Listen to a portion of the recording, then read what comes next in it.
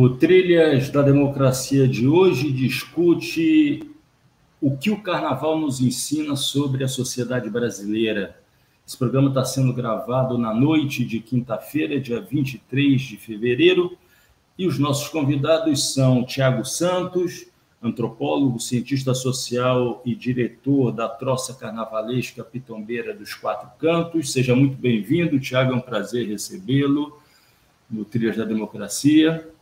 E Pedro Afonso Ivo Franco, consultor para as indústrias culturais, criativas e desenvolvimento humano, diretor do Galo da Madrugada e batuqueiro da Nação Maracatu Cambi, da Estrela do Recife. Seja muito bem-vindo, Pedro, também ao Trilhas da Democracia.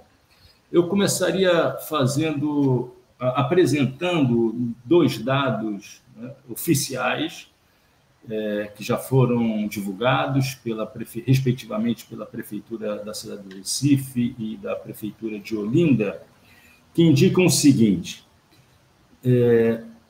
no Recife foram 2,7 milhões de pessoas nas ruas, nos 4 dias de folia, movimentando 2 bilhões de reais.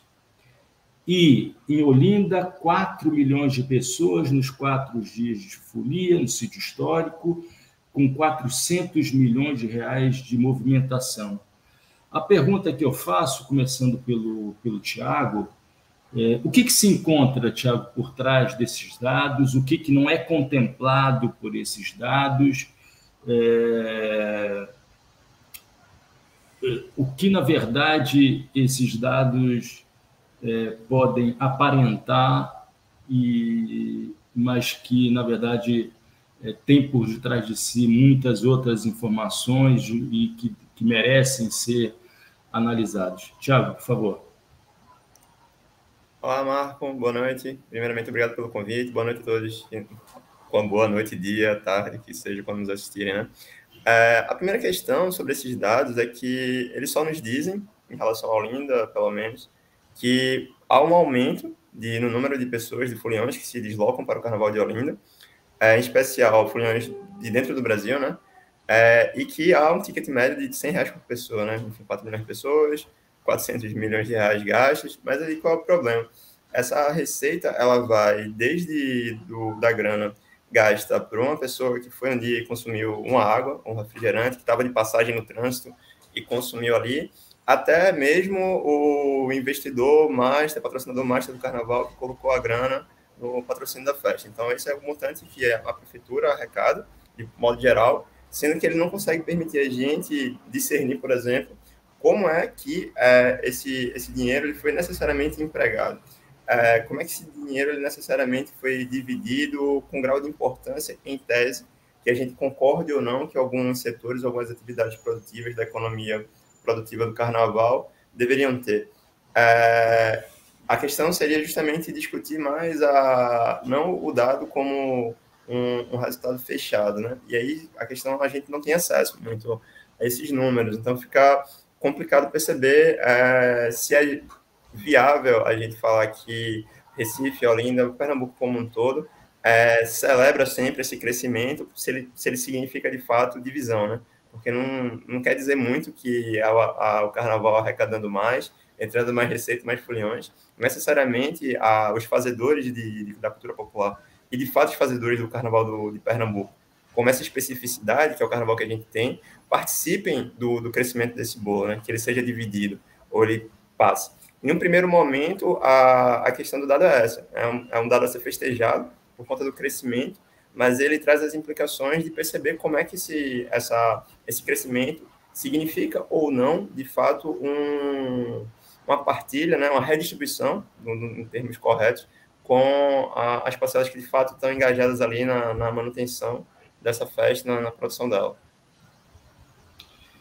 Pedro, uma coisa que sempre me incomodou, né, ainda quando eu morava no Rio de Janeiro, né, e acompanhei toda a evolução do crescimento do Réveillon na praia de Copacabana, né? Quando eu era criança não havia esses festejos que acontecem hoje. Na verdade, os festejos eram os festejos de Iemanjá, né? Onde os templos de Umbanda iam até centros, iam até a beira da praia, né? E, de repente, começou a haver a cada ano que se passava, né, uma nova estatística dizendo que foram 500 mil pessoas até a Orla, depois 750 mil, 1 milhão, e esse número não cresce, não para de crescer, né? E alguma coisa muito parecida acontece com o Galo da Madrugada, né? Eu vou completar 20 anos de Recife, Olinda, e venho acompanhando isso, né? 1 milhão, e aí se transformou no maior bloco de carnaval do mundo, 1,5 milhão, 2 milhões, e esse ano foram 2,5, pelo menos no dia seguinte, os jornais falavam de 2,5 milhões de fulhões e fulhãs brincando o sábado de carnaval no Recife, no Galo da Madrugada. A quem interessa, né, essa corrida em torno de um número que ultrapassa, né, 1 milhão, 2 milhões, né? E o que pode ocultar isso na organização do Galo da Madrugada? Por favor, Pedro. Marco,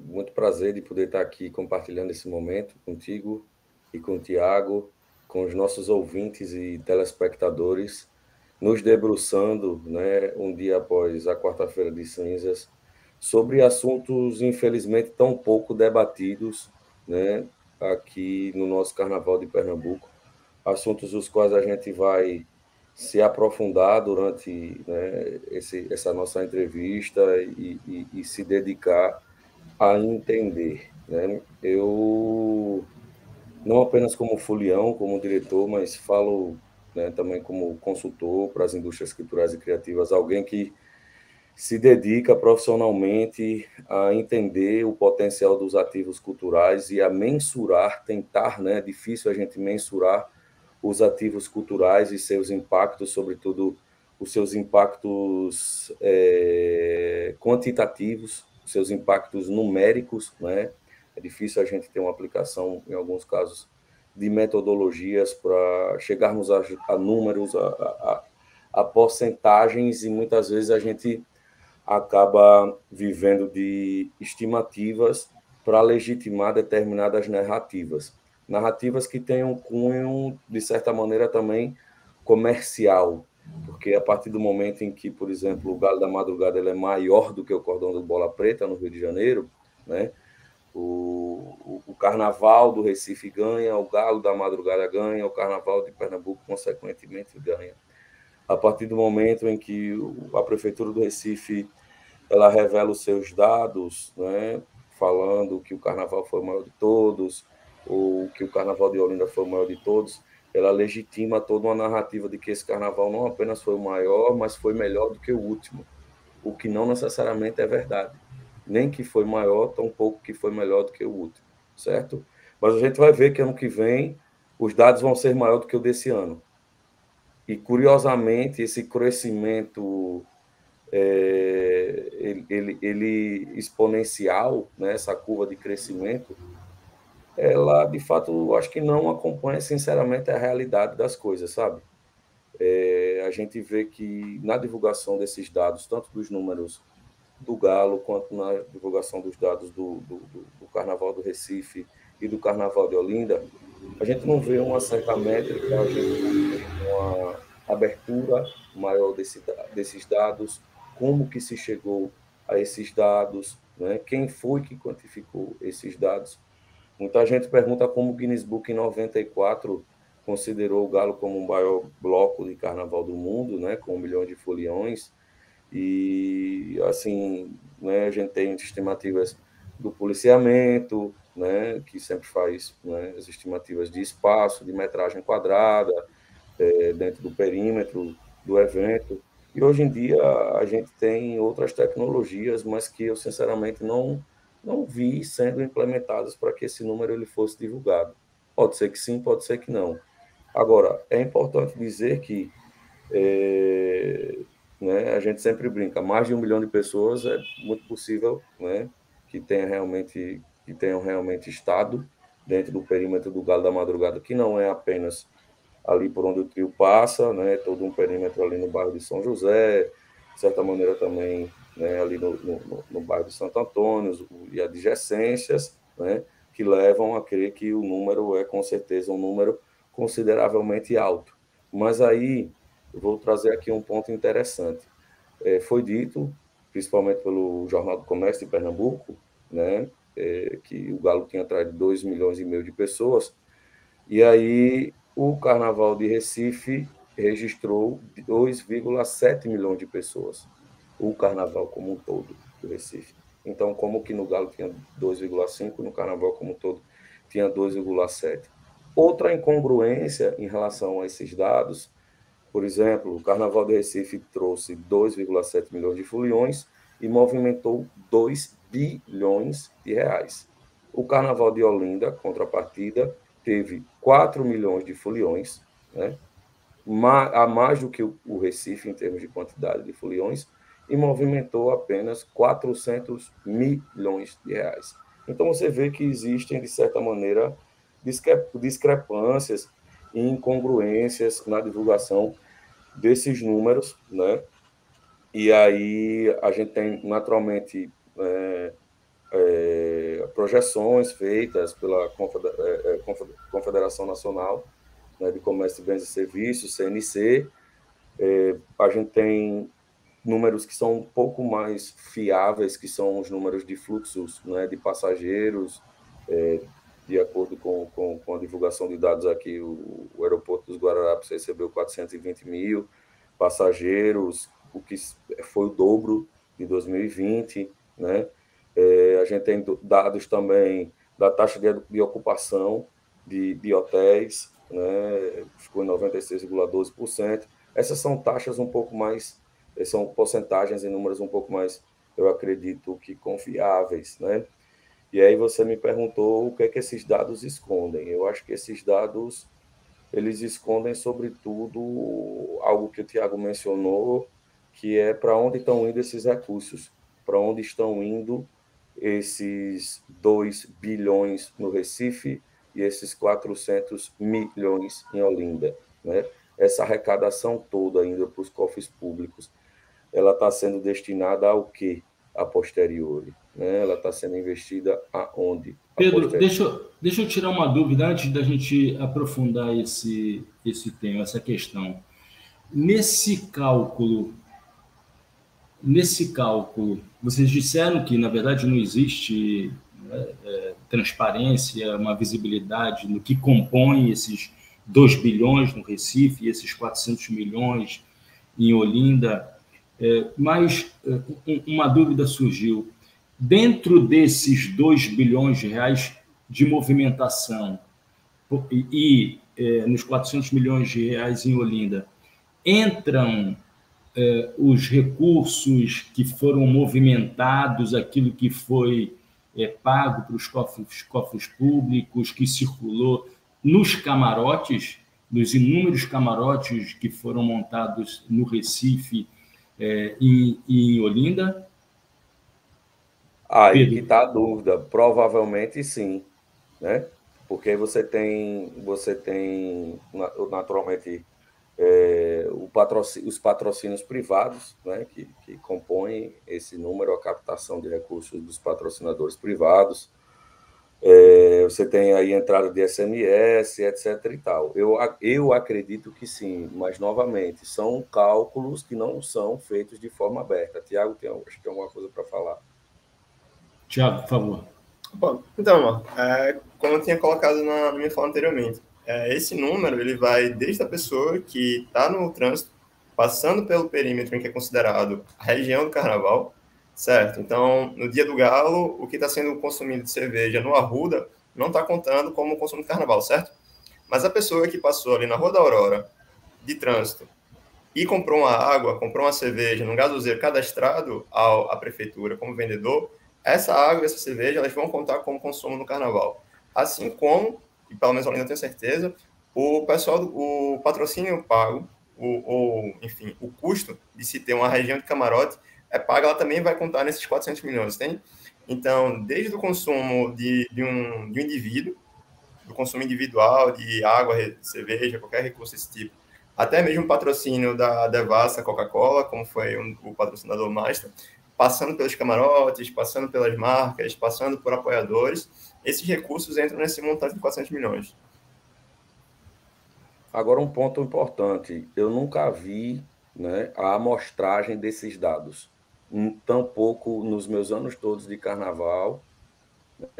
Eu comecei carnaval com 5 anos de idade, apesar de estar com essa cara de velho, eu estou com 31 esse ano, mas desde os 5 anos eu estou na rua e minha família está na rua fazendo carnaval há mais de 50 anos, e ninguém nunca viu alguém coletando dado, fazendo uma pesquisa com amostragem, chegando e perguntando quanto você gastou por dia, quanto que você consumiu, quanto foi que você consumiu de cerveja, de onde que você está vindo, você está ficando no hotel, você está ficando na casa de amigos.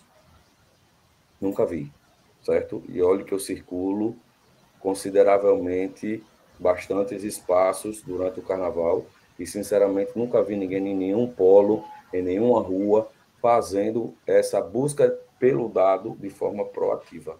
Então, eu não sei qual é a amostragem utilizada para se chegar a uma estimativa, né? Ou se trabalha às cegas de fato. Não.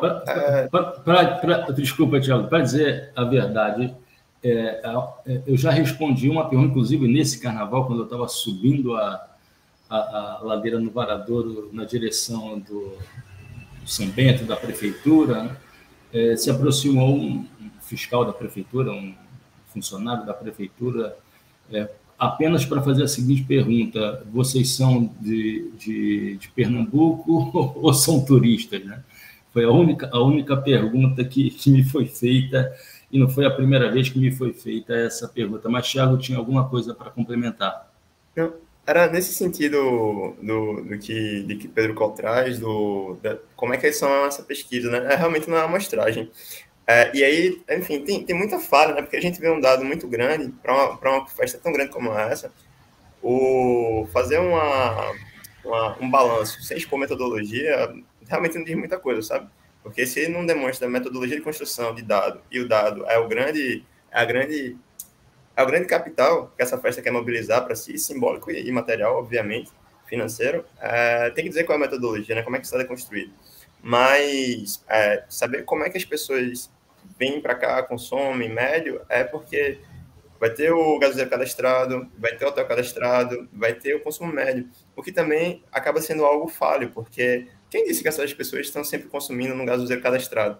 Vai ter aquele gasoseiro do jeitinho da bike que eu vou consumir, vai ter a casa do amigo que eu vou ficar, vai ter a pessoa que vai fazer viagem para o carnaval, mas ela vai vir um mês antes, ela não vai entrar na contabilidade do aeroporto dos dias anteriores ao carnaval, sabe? E aí é outra falha que aí eu realmente não entendo, como que a gente tem o carnaval, enfim, entre outros, né? Esse é mais um ponto, não é o mais sério, mais severo, mas é o principal ponto. Como que não existe uma metodologia para compreensão do comportamento das pessoas nessa festa, sabe? Uma coisa é ter a produção da festa, a discussão da festa, mas uma própria metodologia para compreensão mesmo. Porque isso poderia melhorar vários serviços, sabe? Entender a experiência das pessoas que se deslocam para brincar essa festa. E aí, realmente criar uma metodologia para isso, do ponto de vista estadual, pelo menos, seria algo interessante. Em Olinda, em 2020, aconteceu uma coisa muito interessante, que foi o patrocínio da Uber. Então, com a Uber, pela primeira vez, a gente pôde ter uma ideia de quantos foliões estavam brincando carnaval em Olinda que não eram brasileiros, porque eles pediam Uber e o cadastro era de um outro país. Então, deu para ter uma ideia geral e um dado confiável, sabe? Mas, por exemplo, não se pode dizer isso nunca sobre nenhum carnaval daqui se não tiver um aplicativo como a Uber fornecendo esse dado, sabe? E aí, pronto, é esse tipo de coisa. A gente nunca vai conseguir discutir esses pontos com maior seriedade, porque os dados, por não serem uma preocupação, construir uma metodologia de entendimento, de coleta, de produção desse número, isso não é levado a sério, a gente nunca vai conhecer ele severamente. E aí, uma pesquisa de amostragem seria algo interessante? Seria, não ia dar conta. Os dados que tem para trabalhar são interessantes? São, mas não dão conta. Vão apresentar para a gente um número bonito, maravilhoso, gigante, mas que a gente não sabe como ele foi construído e não sabe muito menos ainda como é que ele foi segmentado, né? Partilhado. Então, vejam, o título do programa é O que o Carnaval nos ensina sobre a sociedade brasileira. E eu me arrisco aqui a apresentar uma primeira conclusão, né?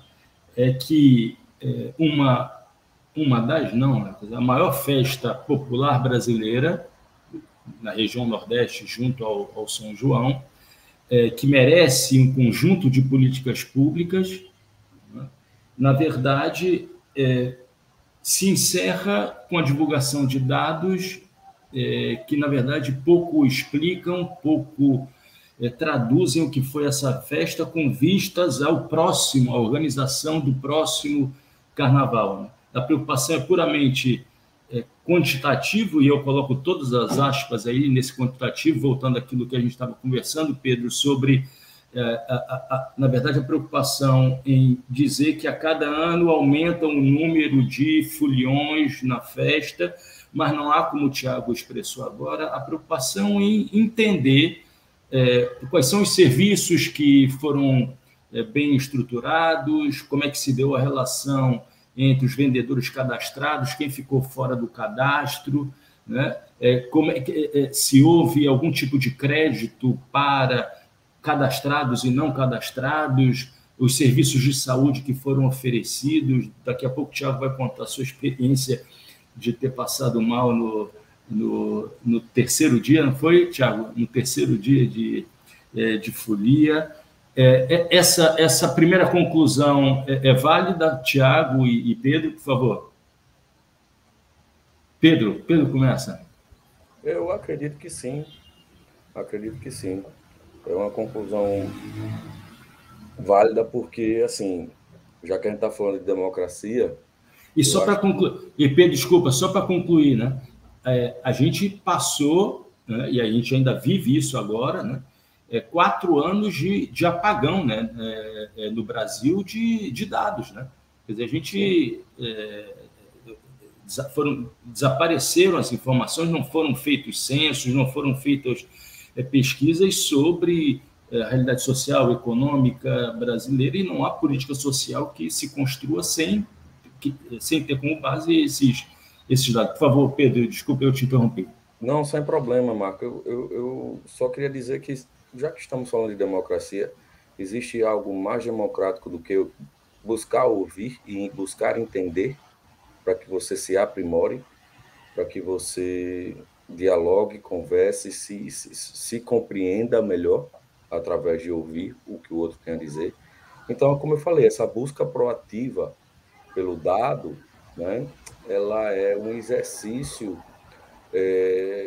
com vistas a melhorar, né, os processos, as atividades que são feitas. E eu acho que a gente precisa ter, inclusive, essa tecnologia de dados, né?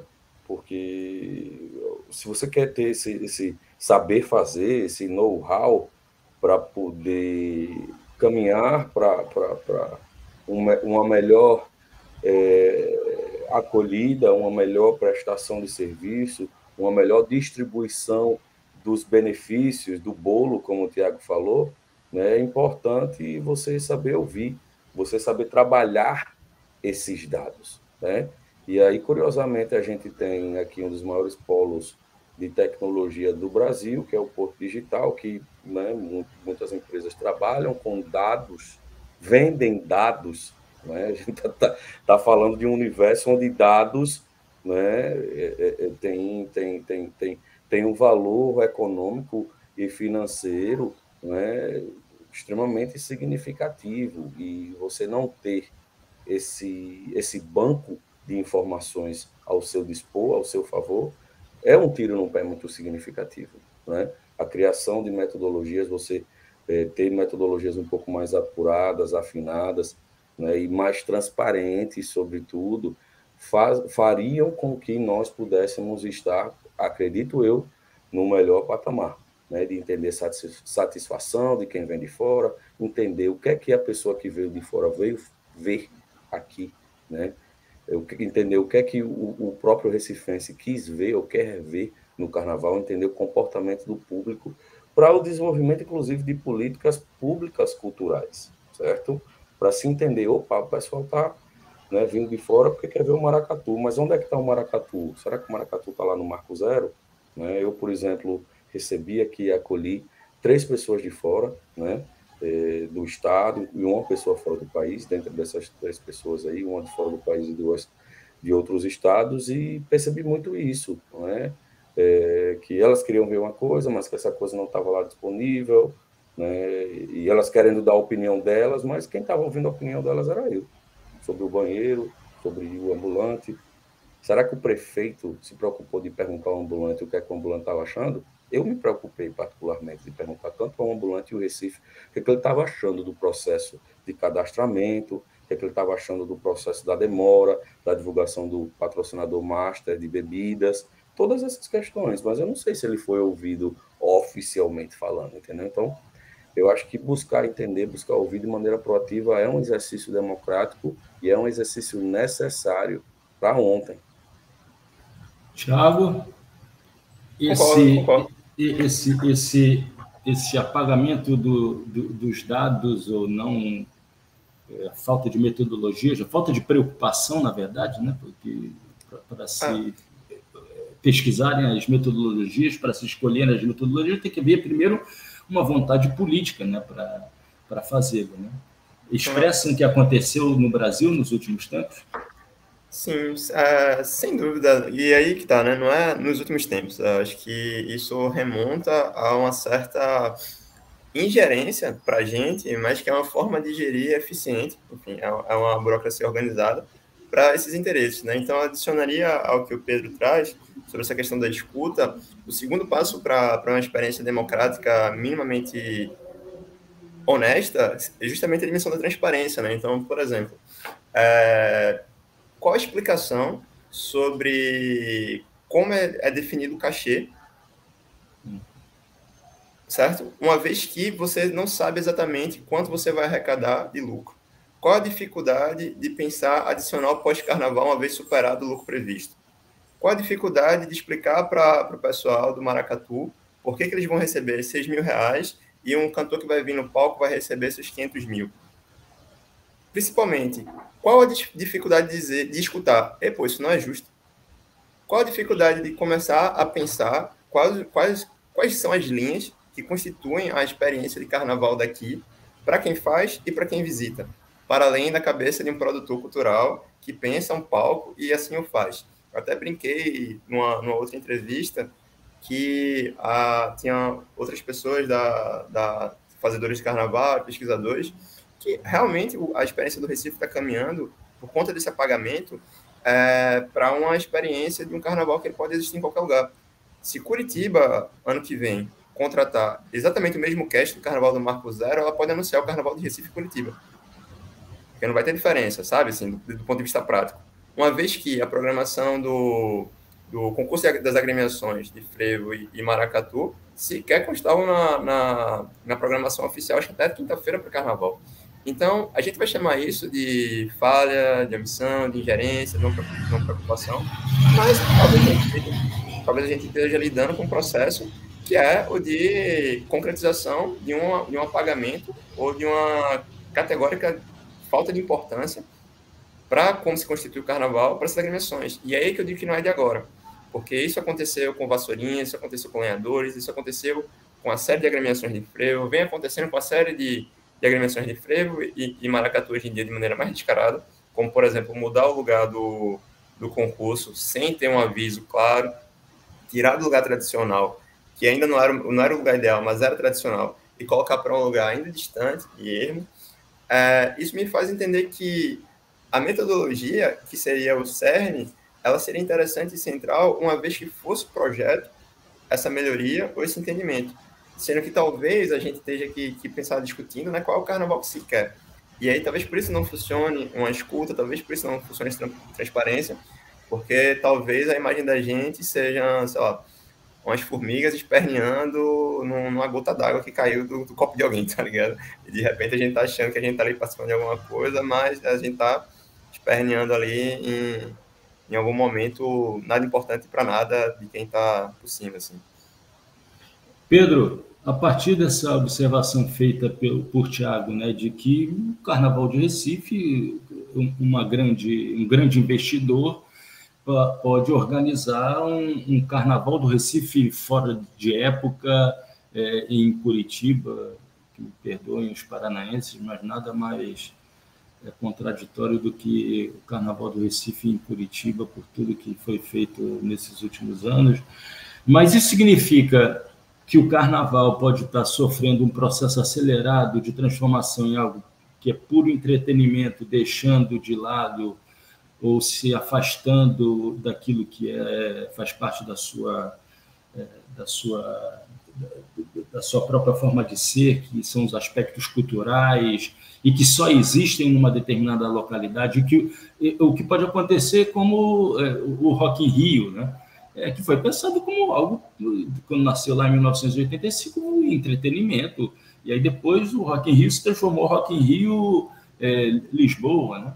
Então, há esse risco, você já vê sinais de que mais claros de que esse processo já está em curso, antes da gente discutir o camarote, o fenômeno da camarotização, que para mim já é o quadro perfeito dessa transformação do Carnaval em puro entretenimento. Por favor, Pedro. Marco, é importante que os nossos ouvintes e que os nossos telespectadores compreendam que o Carnaval ele é um dos nossos principais ativos socioeconômicos, certo?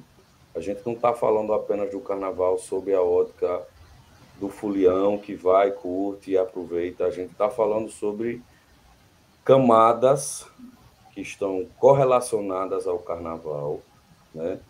Financeiras, econômicas, sociais, de visibilidade, de autoestima, de manutenção cultural, de manutenção da democracia, de manutenção, inclusive, da cultura de paz, certo? Que nós temos. Então, é importante pensar o Carnaval sob essas óticas que estão correlacionadas a ele, para entender que o Carnaval ele é um bem, certo? Ele é uma mina. E o nosso Carnaval, eu faço sempre algumas críticas utilizando o seguinte exemplo. Nós temos uma mina de ouro no nosso quintal, certo? E aí, ao invés de eu trabalhar para lapidar essa mina de ouro e vender esse ouro da melhor forma possível, da forma mais legal possível e correta possível, a gente prefere comprar lata do quintal do vizinho e trazer essa lata para cá. Sendo que, na nossa rua, qualquer outra pessoa pode comprar também a lata desse vizinho, entendeu? E a partir do momento em que você deixa de trabalhar o que é seu, deixa de lapidar o que é seu, inclusive comercialmente falando, você passa a se equalizar com os demais. Eu propositalmente trouxe esse livro aqui, né, chamado Carnaval do Recife, do grande historiador Leonardo Dantas Silva, porque eu sempre brinco que esse livro ele deveria ser utilizado nas aulas de escola, né, da rede, pelo menos pública, municipal do Recife, e quizás de todo, né, a região metropolitana, porque ele nos ensina e ele nos demonstra a força que esse carnaval tem dentro das comunidades, né? Por exemplo, a força que esse carnaval tem.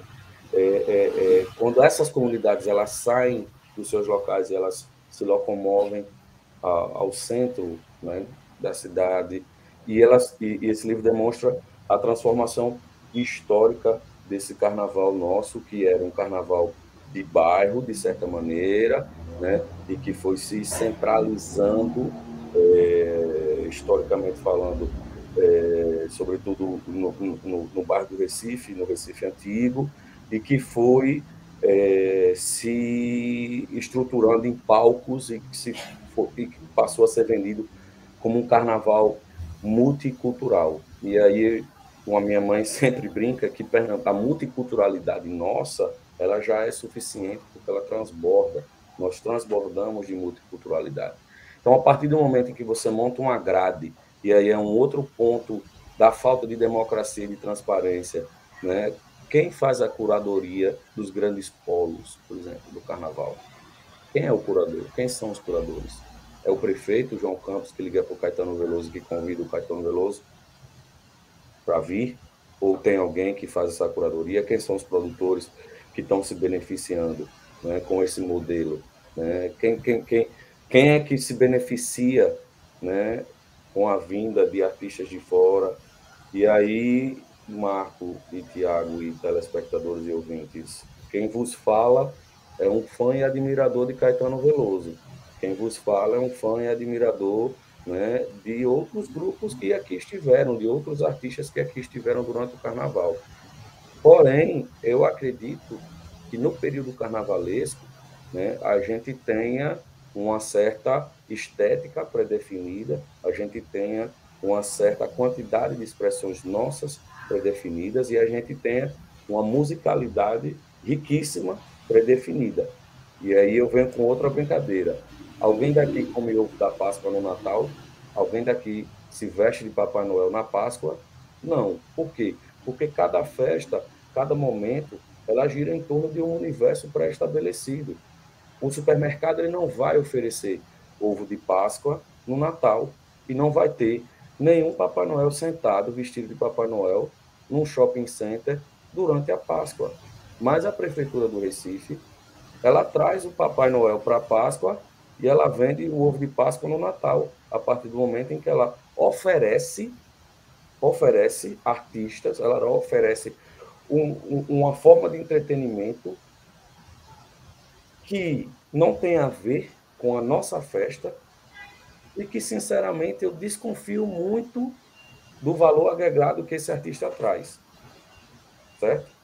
Eu desconfio muito nesse valor agregado que trazer, por exemplo, Nando Reis para o Carnaval, ou trazer Caetano Veloso para o Carnaval, ou trazer Emicida para o Carnaval, ou colocar João Gomes na terça-feira de Carnaval, que é o dia do frevo, certo? Traz. Né? Tiago, o argumento de Pedro, a tese defendida por Pedro é o seguinte: a multiculturalidade de Pernambuco, vou ampliar, hein, Pedro? Acho que você falou só de Recife e Olinda ou falou de Pernambuco? Bom, eu vou falar Pernambuco. A multiculturalidade de Pernambuco, durante o Carnaval, já nos é suficiente. Né? Me perdoe, Pedro, se eu estiver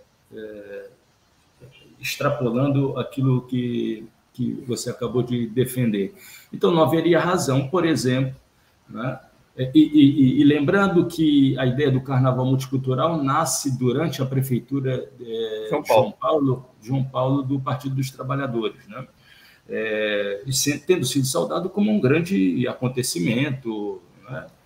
Um grande lema, né? E que foi interrompido quando o PT sai da prefeitura do Recife.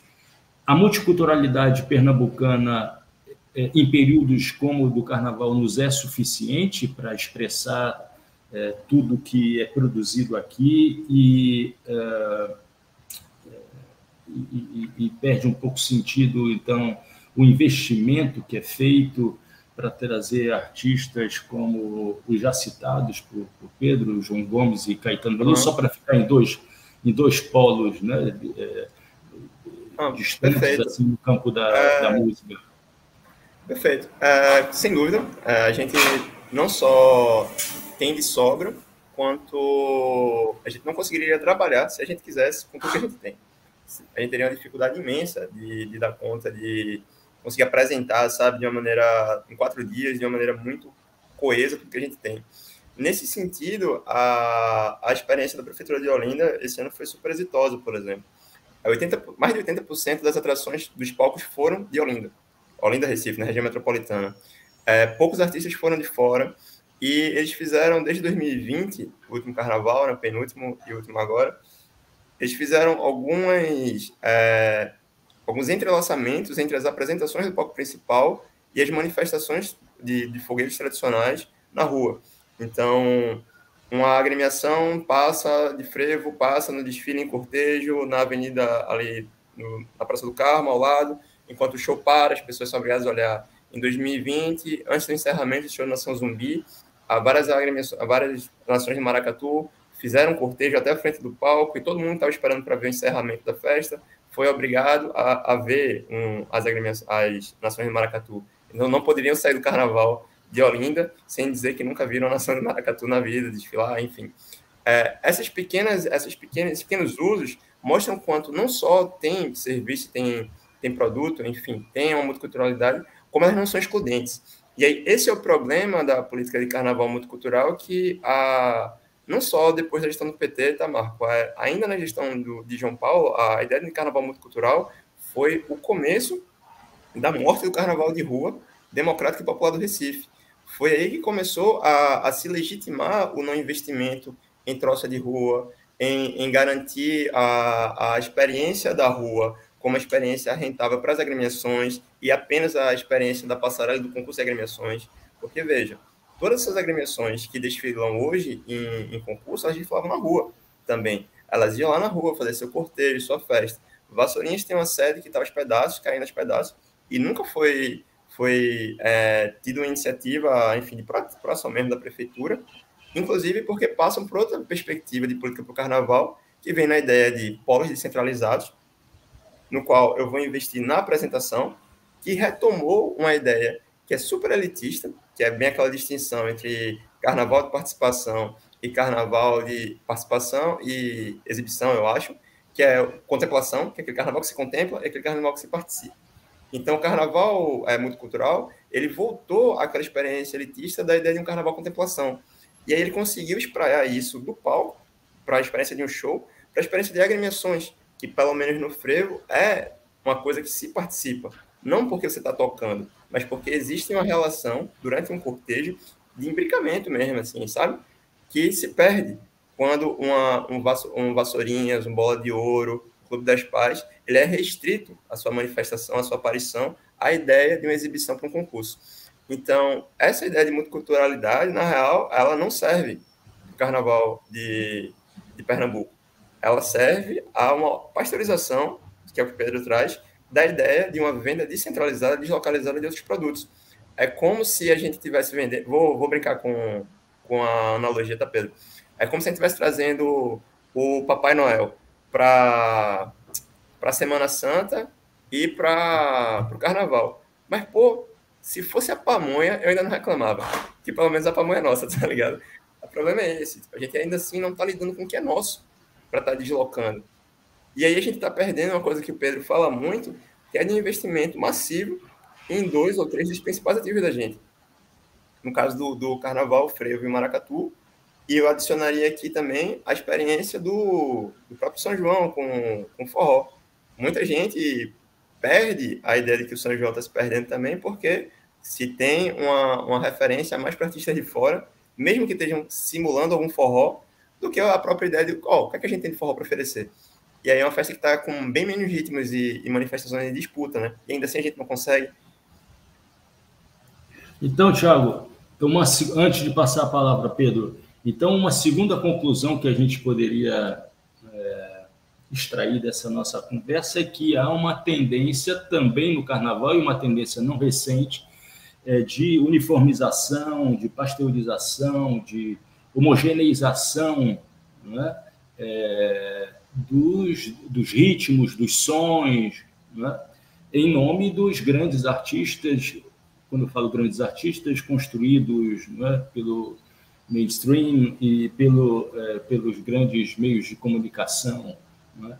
E que tem impacto direto no tipo de festa que se organiza, né? A gente poderia fazer uma analogia aqui entre a dissonância existente entre liberalismo e democracia, né? É democrático porque as pessoas participam, né? E o liberalismo trabalha com base na ideia de representação, ou seja, de apenas assistir né, como na figura do espectador, né? Pedro, por favor, você queria falar alguma coisa? Pontuar bem brevemente e diretamente 3 coisas. A primeira delas é a discrepância, né, entre esse investimento no artista de fora o formato de pagamento, a agilidade de pagamento nesse artista de fora e o que é nosso. O Maracatu Nação, por exemplo, que eu toca no grupo especial, que é o grupo de elite, e ele recebe uma subvenção de aproximadamente 22.500, 23 mil reais, que é um valor padronizado para todos os grupos de maracatu desse grupo especial. Esse maracatu, ele funciona dentro de uma comunidade, né? Ele funciona durante um ano inteiro como um centro cultural e ele alimenta as pessoas não apenas de cultura, mas de comida de fato. E quando eu falo de pessoas, eu falo em torno de 300 a 500 pessoas. Durante o carnaval, a gente desfila no desfile oficial com quase 350 pessoas, no mínimo, sabe? E aí, como que você faz um carnaval recebendo uma subvenção nesse valor, sendo que essa subvenção é dividida em duas vezes, uma você recebe muito próximo ao carnaval e a outra sabe-se Deus lá quando. Contrapartida, você acha que o Caetano Veloso recebeu quanto? O cachê do Caetano Veloso poderia ter resolvido o problema de todas as agremiações, não apenas de Maracatu, mas de todo o grupo especial do Carnaval do Recife. Vocês estão entendendo o que eu estou falando? Sendo que todas essas agremiações, ou boa parte delas, vão alimentar de cultura, né, de sociabilização e de alimento todas as suas pessoas, né? O segundo ponto que eu queria pontuar é uma outra analogia com a vitrine da loja, e aí eu uso muito o Marco Zero como exemplo. Vamos imaginar o palco do Marco Zero como uma vitrine de uma loja do shopping. Eu passo lá na frente e a minha loja ela é de uma marca que é minha própria, de coisas minhas, sendo que o manequim que está na frente da minha loja, com a minha marca própria, ele está vestido com a roupa de outra marca. Ele está vestido com a marca que não é a minha, que não tem as minhas características. Então, novamente, esse tiro no pé. E o terceiro ponto, é que um ponto interessante que o Tiago falou, que é de uma mescla com as nossas próprias coisas, né? Com as nossas próprias expressões e manifestações. Qualquer pessoa que venha de fora e veja um caboclo de lança vai dizer que coisa mais psicodélica, que coisa mais, né, fora da caixa particular, ou que veja um caboclinho. E por que a gente não trabalha a experimentação dessas expressões culturais? Por que a gente não trabalha, por exemplo, né, para fazer com que os sons e as estéticas dessas expressões culturais elas se transformem em outras coisas também nossas? Né? A gente teve aí, por exemplo, a banda Versão Brasileira, que pegou a base do caboclinho e transformou numa outra coisa, né? Mas com base no caboclinho. A gente não tem dado mais espaço a isso. A gente não tem, nos nossos editais, dado espaço a isso, nos editais de carnaval, por exemplo. Né? E aí vem um artista que não tem a ver com a festa, ele vem despreparado para a festa, ele não tem uma estética, ele não se preocupa estar com a estética da festa, e ele não vai convidar. Será que João Gomes convidaria o Cambim da Brasileira, a Cambidinha de Araçoiaba, o Maracatu Cambim de Estrela ou a Orquestra Henrique Dias para participar do show dele? Será que tem essa preocupação? Pedro, se eu bem entendi nessa tua terceira observação, é fazer, na verdade, o que é uma das marcas mais renovadoras da música brasileira, que foi levada a cabo pelo Mangue Beat, por Chico Sainz, por Nação Zumbi, que é exatamente essa experimentação, né? Olha o Baiana System, por exemplo. Escuta olha, quando eu digo olha, veja a estética e escuta o Baiana System, por exemplo. A gente está se aproximando da parte final do programa e acho que foi tirada aqui uma terceira conclusão que diz respeito ao processo de estratificação, né, que se expressa no pagamento dos cachês ou nos apoios às troças, às nações de Maracatu, né? Quer dizer, um abismo que se construiu entre aquilo que é pago a esses grandes cantores, e grandes no sentido de estarem com os holofotes, seja pontualmente, seja historicamente, né, que recebe grandes, gigantescos cachês, quando comparado com isso que Pedro acabou de falar, do apoio que é dado para uma nação que desempenha uma função social muito importante, né? Além daquilo que pode ser reduzido aos 4 dias de folia, né? 4, 5 dias de folia. Agora, eu queria, nessa parte final, entrar naquilo de tudo que foi dito, e que não foi aprofundado, mais me incomoda, porque mais expressa esse abismo social, esse processo de segregação, de apartação social que existe na sociedade brasileira, que é o fenômeno da camarotização. Não é? Não sei se vocês vão concordar comigo, mas o que aconteceu, na verdade, foi uma grande conquista, né? Foi a proibição da instalação de camarotes dentro do sítio histórico, né? E o deslocamento para outras áreas. Quando você vai chegando a Olinda, saindo do Recife, você dá de cara com um camarote que não é um camarote, né? Tem roda gigante, aquilo é um parque de diversão, né? Por outro lado, eu moro no Pina, e aqui um camarote, uma festa privada, com cantores que, em parte, tocaram no Carnaval de Recife ou Olinda, e, por outra parte, cantores, grupos que nem pisaram aqui durante a festa. No Galo existia também um camarote que estava, digamos, colado ao desfile do Galo, mas, ao mesmo tempo, não estava, né? Estava segregado. Para além do camarote que foi construído ao lado do Marco Zero, né? Então, eu gostaria para a gente encerrar esse programa, né, eu gostaria de ouvi-lo sobre isso, né? Quer dizer, o que mais pode acontecer que expressa tão bem essa fratura social e essa tendência de uma fração da classe média, não vou generalizar, mas uma fração da classe média que simplesmente não quer participar, não quer se misturar com aquelas pessoas do subúrbio que vão para o Galo da Madrugada, né, que vão se perder, se achar nas ladeiras de Olinda. Tiago, por favor, e depois Pedro. Vou tentar ser breve aqui, tentar não ser polêmico, não sou contra camarote, de jeito nenhum. Eu sou terminantemente contra camarote que atrapalhe uma vírgula da experiência de carnaval de qualquer pessoa. Aí eu sou contra. E aí, lembrar, né, tipo, camarote perto de Ladeira de Olinda, para mim isso não existe. Tem que estar longe. Sendo que ele continua no caminho para Olinda, ele continua atrapalhando o trânsito, ele continua atrapalhando uma série de serviços, enfim, está no lugar errado. Então, ele tem que ir para outro lugar. E aí o camarote, para mim, ele vira um problema, especialmente em relação ao Carnaval de Olinda, quando ele se relaciona com a experiência da festa de uma maneira que, mesmo sem a gente estar ali, ele continue presente, incomodando, sabe? Seja por causa do trânsito, seja porque você tem que descer antes e ir andando, seja porque uma atração que poderia ser contratada pela prefeitura deixa de ser interessante porque ela tocou em algum dia do evento e agora ela já estava lá, não vamos contratar, subiu o cachê, não sei. Mas eu acho que o camarote, assim como outras experiências que inviabilizam a experiência de carnaval, como, por exemplo, o som mecânico nas ladeiras, sabe? Eles têm que ser deslocados. E aí, por que eu acho que eu não sou contra, né? Porque eu não sou contra. Porque eu acho que tem gente que vai achar que o carnaval é aquilo e ela tem o direito de brincar o carnaval dela. Graça e paz. Vai lá e seja feliz. Tem gente que vai achar que o carnaval é um som mecânico plugado numa caixa e aquilo é a felicidade dela pro carnaval, ela quer brincar aquele carnaval, massa, vai brincar esse carnaval.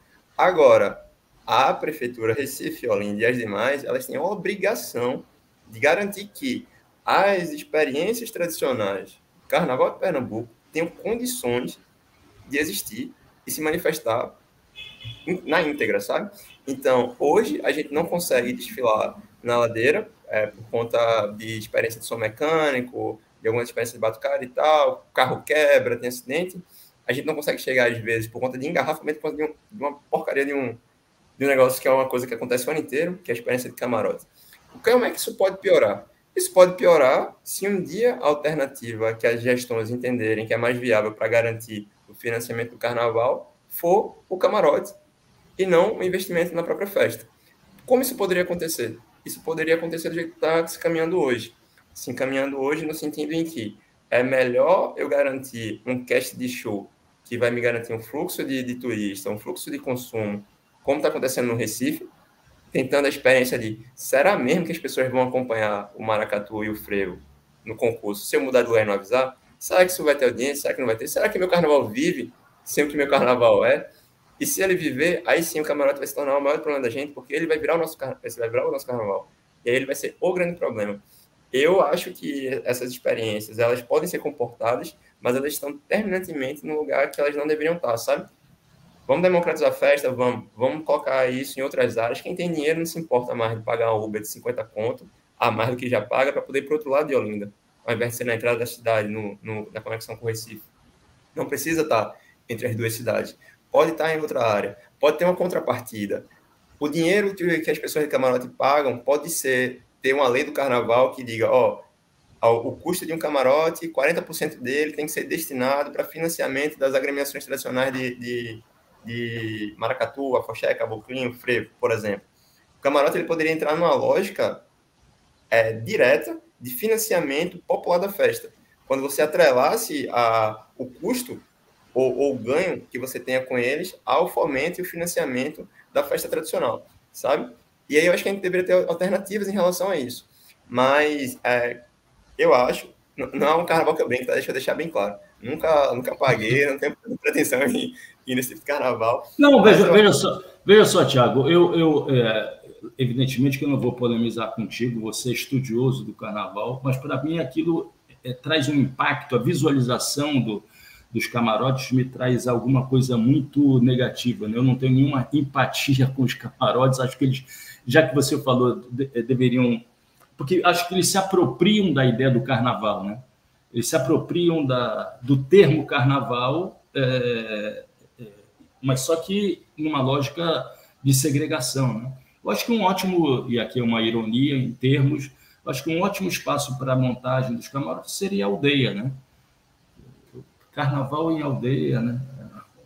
Aprazer, um lugar aprazível, não sei se os moradores gostariam muito, né? Mas acho que seria Mas não, só para finalizar, Marco. Mas eu falo assim, é porque parcela considerável da população da gente brinca, se a gente quer que a festa exista, a gente pode usar essa galera como uma forma de fomento da festa que é tradicional. Agora, o cara ainda está no lugar errado, sabe? Tem que ir para outro lugar. Esse dinheiro, por exemplo, a gente não sabe, eu pelo menos não sei, não vi esse dado, quanto uma pessoa que quer fazer um camarote com uma aberração como aquela paga para estar ali.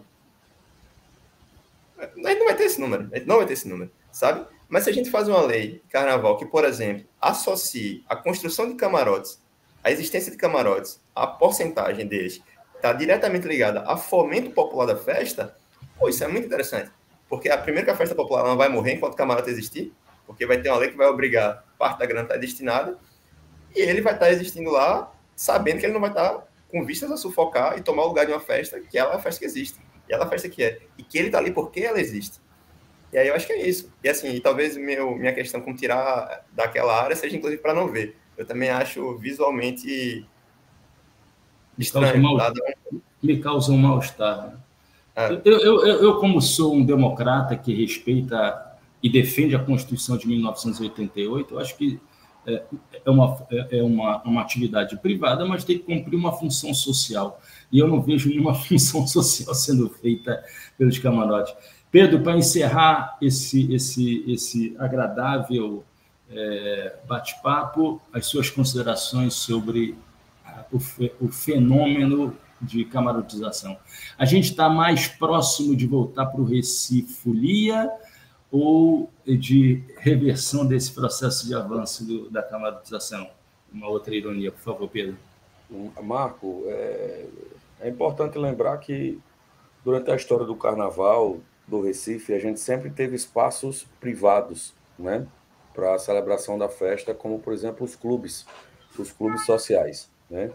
A gente, historicamente, tem o clube português, tinha os bailes no clube internacional, e isso demonstra que as elites elas vão sempre tentar achar alguma forma de se segregarem, né? E aí você paga o preço da exclusividade, o preço da exclusão, muitas vezes, não pelo produto que você está consumindo, mas pelo acesso ao ambiente em que você vai estar, né? Porque nada justifica você pagar uma cerveja dentro de um espaço desse, que é quase 2 vezes mais caro do que o valor que você pagaria fora.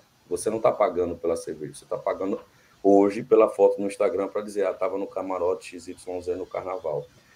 Então, assim, eu acho que, né, sabendo que a elite ela vai estar sempre buscando métodos de se segregar, eu acho que a gente tem que, como o Thiago falou, a encontrar um mecanismo para que essa segregação ela não se alimente ainda mais, certo? Que ela tenha um certo controle, que ela sirva, como você também disse, Marco, para uma finalidade pública também. Porque a partir do momento em que eu tenho um espaço público, como existe no próprio percurso do Galo, alguns camarotes que estão em espaço público, ou o camarote que a gente citou, que vocês citaram em Olinda, que está no espaço público. E esse camarote ele não cumpre papel social absolutamente nenhum, opa, tem coisa muito estranha. E aí eu convido aos que nos ouvem e aos que nos veem a lerem uma matéria, né, da Marco Zero, que faz um jornalismo, de certa maneira, independente, eu acho que é uma matéria de 2019, 2018. O título deve ser O Processo de Camarotização do Carnaval do Recife, que fala justamente sobre isso. Quem são os produtores desses camarotes? Quem são os que estão se beneficiando? E aí a gente vai ver que tem gente muito próxima, inclusive, ligada ao partido e ao prefeito da cidade do Recife, e ao ex-prefeito da cidade do Recife também, entendeu? Então, a gente precisa mapear quem é que está se beneficiando e por que essas pessoas não estão beneficiando, né, o bem público. Por que só o privado está ganhando com isso? Eu entendo que existem pessoas também, por exemplo, existem camarotes e camarotes. Existe o camarote da acessibilidade, existe a pessoa que vai para o camarote, né, como é no caso de familiares meus, inclusive, no Galo, porque o camarote vai oferecer, né, um melhor banheiro, uma comida, um serviço de atendimento, inclusive médico, para uma pessoa que tem uma idade um pouco mais avançada. Então, existe um certo conforto, existe uma certa segurança e um certo acolhimento que a rua, infelizmente, não dá, que o Estado, que o poder público, infelizmente, não dá, que é um bom banheiro, que é uma boa segurança, né, que é um local próprio e adequado. Então, a gente precisa também não apenas criticar o camarote, mas criticar também o porquê que o poder público não está oferecendo um serviço que seja um serviço minimamente digno, certo? Que um banheiro do lado do Marco Zero, um banheiro público, esteja limpo, por exemplo. Então, pessoa que tem da classe média que tem um recurso um pouco a mais, vai com certeza continuando para camarote. Então, eu não sou de todo contra, mas também não sou de todo a favor. Eu entendo que o camarote segrega muito, que ele não é parte da nossa estrutura, né? Apesar dos clubes serem partes, o camarote em si ele não é parte, ele é um fenômeno, de certa forma, importado de Salvador, do Carnaval da Bahia, para o Carnaval nosso aqui, e que ele, esteticamente, muitas vezes inferiora e atrapalha o decorrer da própria festa, porque se você tem um som num camarote no Recife Antigo que está competindo com o som do principal palco do Carnaval, tem alguma coisa errada aí. Se eu sou diretor do Galo, eu estou no trio do Galo e eu estou ouvindo que o som do camarote que eu estou passando, que está se beneficiando do Galo, está mais alto ou está querendo competir com o som do trio, opa, tem alguma coisa errada aí. Quem é que está controlando isso? Quem é que está verificando isso? Então, uma maior rigidez desses espaços, no controle desses espaços é necessária. Um mapeamento de quem e o que e para que esses espaços estão beneficiando e uma melhor prestação de serviço do poder público, eu acredito que são 3 pontos aí necessários da gente continuar discutindo, constantemente continuar discutindo. Eu continuo defendendo a ideia por história própria, particular minha. Eu fui criado, minha mãe me levando para a Avenida Rio Branco, no Rio de Janeiro, que era o espaço da festa, um dos espaços de festa popular no Rio de Janeiro, e continuo achando que o Carnaval do Recife começa nas ruas, no Galo, e termina na quarta-feira de cinzas, no Bacalhau do Batata. Tiago Santos, antropólogo, cientista social e diretor da Troça Carnavalesca Pitombeira dos Quatro Cantos. Muito obrigado, Tiago, por essa nossa conversa. Pedro Afonso Ivo Franco, consultor para as indústrias culturais, criativas e desenvolvimento humano, diretor do Galo da Madrugada e batuqueiro da Nação Maracatu, Cambinda, Estrela do Recife. Muito obrigado, Pedro. A partir da próxima semana, o Trilhas da Democracia abre uma série especial em comemoração às suas 200 edições, nesse 5º ano do programa, recebendo no dia 5 de março Marcelo Ridente, sociólogo, professor da Unicamp, o pastor, deputado do PSOL, Henrique Vieira, no dia 12 de março, Frei Beto, no dia 19 de março, o sociólogo, professor português Boaventura de Souza Santos, no dia 26 de março, e, por fim, Siddhartha Ribeiro, neurocientista, 2 de abril, que, por um acaso desses, eu encontrei no Bacalhau do Batata ontem foi quarta-feira, perdido, e nós nos achamos lá por obra do acaso. E o Trilhas da Democracia volta, então, na próxima semana, sempre debatendo de maneira crítica a realidade social e em defesa da democracia e dos direitos humanos. Até lá.